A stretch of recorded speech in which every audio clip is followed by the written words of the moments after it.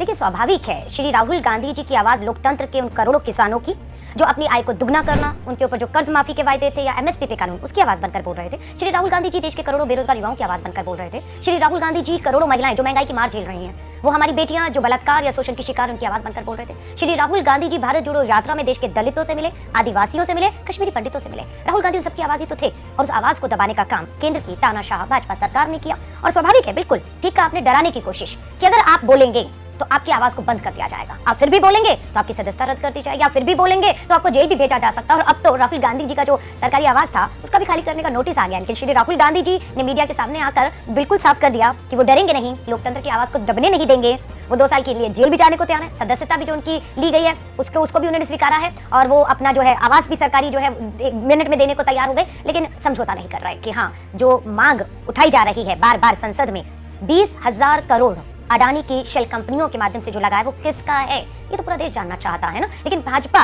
Joint parliamentary committee, 16 संसद हमारी विपक्षी दल हैं, 200 से अधिक सांसद हैं, लगातार जेपीसी की मांग कर रहे हैं। क्यों डर रही है भाजपा की केंद्र सरकार, देश जानना चाहता है। जब प्रधानमंत्री जी ने अपने पूंजीपति मित्र अडानी की मदद ही नहीं की है, कोई शेल कंपनियों में उनका 20,000 करोड़ नहीं है, तो करा दीजिए ना जांच, डर किस बात का है। देखिए, लोकतंत्र है क्या, लोगों का तंत्र, लोगों का राज, और लोगों को न्याय कब मिलेगा, जब संवैधानिक संस्थाएं, जुडिशरी आप कहेंगे, मीडिया आप कहेंगे, संसद आप कहेंगे, वहां पर आवाजें सुनी जा रही हो, न्याय हो रहा हो। लेकिन कलम रोक दी गई है, कलम रोक दी गई है। एक एजेंडा आता है सत्ता की तरफ से, वो एजेंडा चलता है। जुडिशरी पे किस तरीके का दबाव है ये मैं नहीं कह रही हूँ, लगातार अभी हमारे पूर्व मुख्य न्यायाधीश यूयू ललित जी ने कहा, बिल्कुल ये संवैधानिक अधिकार है लोगों का, जो केंद्र की सरकार लगातार छीनने का काम कर रही है कि आप यहाँ प्रोटेस्ट नहीं कर सकते, वहाँ शांतिपूर्ण मार्च नहीं कर सकते। आज जब मैं आपसे बात कर रही हूँ, इस समय चांदनी चौक के लाल किले पर हम लोगों ने लोकतंत्र बचाओ शांति मशाल मार्च रखा है, लेकिन पुलिस ने 144 धारा लगा दी है कि आप नहीं मार्च कर सकते, शांति मार्च नहीं इस देश में हो सकता है। राजघाट में आपने देखा कि किस तरीके से हम लोगों ने एक सत्याग्रह बैठकर शांतिपूर्ण मौन तरीके से वहां पर का, उसमें भी 144 धारा लगा दी गई। संसद में नहीं बोल सकते, सड़क पे नहीं बोल सकते हैं आप,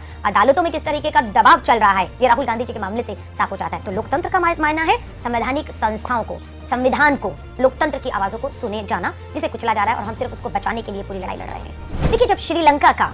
जो है मंत्री जो हैं, या फिर आपके बांग्लादेश के मंत्री जब ये कहते हैं आकर कि केंद्र की भाजपा सरकार ने उन्हें ये कहा है कि अडानी और वहां की सरकारों के बीच में जो समझौते होंगे वो गवर्नमेंट टू गवर्नमेंट मान लिया जाए, तो शक तो पैदा होगा ही। जब आप पता लगता है कि हिंडनबर्ग की रिपोर्ट से खुलासा होता है कि 20,000 करोड़ रुपया शेल कंपनियों से लगा हुआ है, हम पूछते हैं तो आप जवाब नहीं देते हैं। राहुल गांधी जी ने पूछा, प्रधानमंत्री जी बस ये सदन में खड़े होकर देश को बता दीजिए कि कब कब आपने अडानी को अपने जहाज में बिठाकर किन किन देशों में लेकर गए, किन किन राष्ट्र प्रमुखों से मिलवाया, और क्या क्या व्यापार बिजनेस जो है वो उन्हें आपने दिलवाया है, जिसका अलावा देश को हो रहा नहीं हो रहा, वो बताइए। आप उस पर भी नहीं जवाब दे रहे हैं। और राहुल गांधी जी जब पार्लियामेंट में तस्वीर दिखाते हैं कि जब देश के प्रधानमंत्री आप बने थे, गुजरात के मुख्यमंत्री से प्रधानमंत्री, तो जिस जहाज में आप बैठ कर आए थे वो अडानी का जहाज था, और अडानी के साथ आप आए थे, तो रिश्ते आपके पुराने हैं। लेकिन अब इसमें जो है मैं कहूंगी बदबू आने लग गई है, क्योंकि ये सड़ा हुआ रिश्ता है जिसमें देश के करोड़ों रुपया लगा हुआ है, लेकिन लोग भुखमरी से, गरीबी से, किसान कर्ज में, युवा बेरोजगारी में जो है वो पूरी तरह जो है वो उसका शिकार हो रहा है। लेकिन आपके पूंजीपति मित्रों का पेट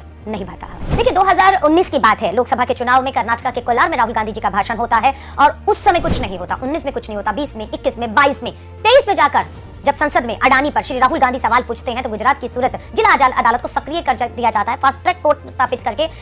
3-4 दिन के अंदर सदस्यता रद्द, उनकी सजा हो जाती है, उनको सब उनके ऊपर कार्रवाई हो जाती है। और बात यह है कि वहां जो राहुल गांधी जी ने कहा था वो उन चोरों के लिए कहा था, साफ कह रही है, वो ललित मोदी के लिए कहा था, वो भाई मेहुल चोकसी के लिए कहा था, वो नीरव मोदी के लिए कहा था। लेकिन उन चोरों को ओबीसी बताने का काम और उन्हें ओबीसी बताकर ओबीसी पूरे समाज का अपमान करने का काम कोई और नहीं, भाजपा का शीर्ष नेतृत्व कर रहा है। ओबीसी समाज से इन्हें माफी मांगनी चाहिए। अगर आप ओबीसी समाज से खुद पूछेंगी जाकर तो ओबीसी समाज इन्हें चोर बताएगा, इन्हें ओबीसी नहीं बताएगा। लेकिन भाजपा की पुरानी सोच और तरीके रहे हैं कि जब भी आप घेरे में आते हैं, सवाल नहीं होते, तो आप जाति और धर्म को बीच में लाकर बचने की कोशिश करते हैं। बिल्कुल स्वाभाविक है, बिल्कुल भाजपा ये सोचकर बैठी हुई थी कि 4000 किलोमीटर का सफर, 12 राज्य, 2 केंद्र शासित राज्य, 140 दिन की यात्रा और लाखों लोगों को निकलना है, वो नहीं हो पाएगा। लेकिन वो जब देखा कि आप लगातार आगे बढ़ रहे हैं और कश्मीर तक पहुंच गए हैं, लाल चौक तक तिरंगा लेकर पहुंच गए हैं, तो बौखलाहट स्वाभाविक था, क्योंकि लोग निकल रहे थे, लोग अपना दर्द राहुल गांधी जी से साझा कर रहे थे। और सबसे बड़ा फायदा मैं आपको बताऊंगी हुआ कि राहुल गांधी जी देश को जानते हैं, लेकिन जो देश राहुल जी को जानता था वो भाजपा के चश्मे से जानता था, जिसमें राहुल गांधी को बिल्कुल एक अनाड़ी और एक पप्पू एक छवि जो है भाजपा ने पूरी अपनी सत्ता, ताकत, धन, बल उनकी छवि को जो है बिगाड़ने में लगाया। लेकिन राहुल गांधी जी जब 4000 किलोमीटर चले, लोगों के बीच में, लोगों के साथ उठे बैठे, उनका दर्द साझा किया, तो लोगों को राहुल गांधी क्या है वो समझ आया। बस यही से भाजपा का जो पूरा प्रोपेगेंडा था, जो पूरी मशीनरी, जो पैसा, जो समय आज तक उन्होंने उनकी छवि को बर्बाद करने के लिए लगाया था, वो ध्वस्त होता हुआ ताश के पत्तों की तरह जब गिरते हुए दिखा, सीधे चुनौती मिलते हुए इस तानाशाह मोदी सरकार को मिलते हुए दिखी, स्वाभाविक है उनका बौखलाहट में आना। देखिए मैं फिर कहूंगी,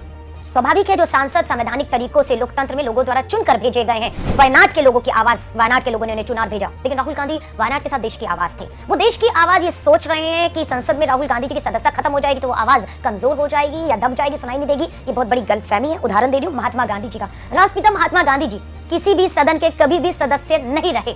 सदन से बाहर उन्होंने लोकतंत्र को एक ताकत देने का काम किया, लोगों की आवाज सुनी और लोगों की वो आवाज बने और वो आगे लोकतंत्र को जिंदा रख पाए। राहुल गांधी जी भी बिल्कुल, मुझे विश्वास है, राष्ट्रपिता महात्मा गांधी जी के दिखाया रास्ता सत्य और अहिंसा के रास्ते पर चलकर आगे बढ़ेंगे और इस तानाशाह सरकार को, इसी लोकतंत्र की आवाज को ताकत देते हुए मजबूत से आगे बढ़ते हुए उखाड़ फेंकेंगे। 2024 में ये मेरा नहीं, करोड़ों बेरोजगार युवाओं का, महंगाई की मार झेल रही महिलाओं का, हमारे देश के अन्नदाता किसानों का, सरहद पे खड़े जवानों का, मैं कहूँगी दलित आदिवासी मैं कहूँगी, ओबीसी मैं कहूँगी, और मैं कहूँगी कश्मीरी पंडितों का सपना है कि अब उन्हें मुक्ति चाहिए भाजपा की इस तानाशाह सरकार से। उन्हें देश में अमन, प्यार, भाईचारा और शांति चाहिए, सद्भावना चाहिए, जिसका प्रतीक श्री राहुल गांधी जी बन चुके हैं।